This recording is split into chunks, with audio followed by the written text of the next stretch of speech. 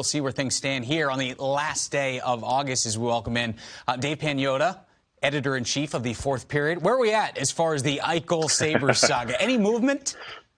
A little bit of progress on this front. At the very least, Pat Brisson, his new agent, is helping to smooth things over, at least in terms of trying to create some type of movement here from a transactional perspective. Now, we know with training camp starting in about 3 weeks or so, that likely means he will not be ready for the start of the season, regardless of what type of surgery he ultimately ends up happening. He still needs surgery to repair his herniated discs in his neck. So as they continue to go through that process, Pat Brisson and the crew over at CAA are going to assist in trying to facilitate some type of move here, hopefully by the regular season. So as this progresses, the Sabres obviously focusing on this and other areas, but they're hoping that with this type of movement, at least from the agent perspective, that this will help facilitate a move and speed up this process. And I suspect once we cross over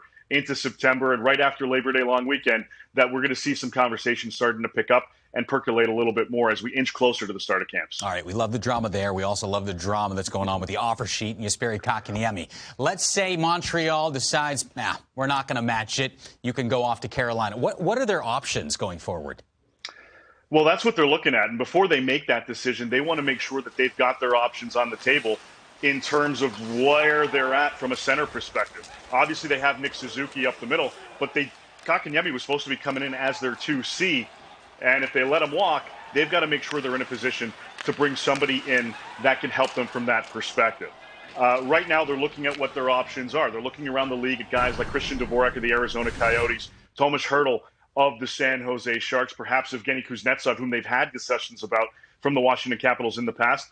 Perhaps those have begun again to see exactly what it would take to make something work. Now, if they do get a first-round pick and a third by accepting or effectively letting Kotkaniemi go to Carolina, they get those picks back. They can use that as currency to try to facilitate another move. Now, I know you got the three names up there that I mentioned. There's also people talking about the possibility of putting those picks in a package for Jack Eichel.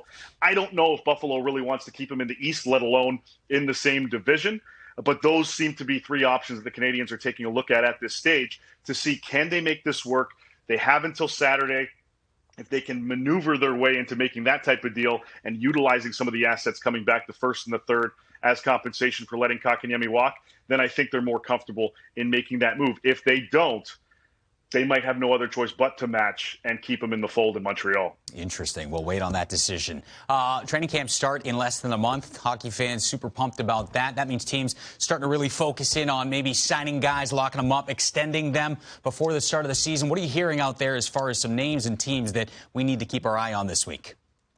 Yeah, certainly with things getting after that Labor Day weekend, we're going to start to see a lot of teams looking at their potential free agents, guys that are in the final year of their contracts and seeing, all right, how do we make something work here? We don't want you to go into the season without a new deal. One team to look at is Los Angeles Kings. They've got a couple guys, the longtime star for them in Dustin Brown, who's on an expiring contract, but also their goaltender, Cal Peterson, is entering the season in his final year. He could be a UFA. He's going to be 27 before the start of the season, and he could be an unrestricted free agent if they don't get something ironed up in L.A. Now, they had preliminary discussions before the free agency market got underway in July. They've taken some time off and have made a decision that once we get into September, that those conversations will begin again and start to get a little bit more fluid. They want to have Cal Peterson locked up long-term. Cal certainly likes his time in LA, and it's clear that he is the number one there with Jonathan Quick supplementing him from the backup perspective.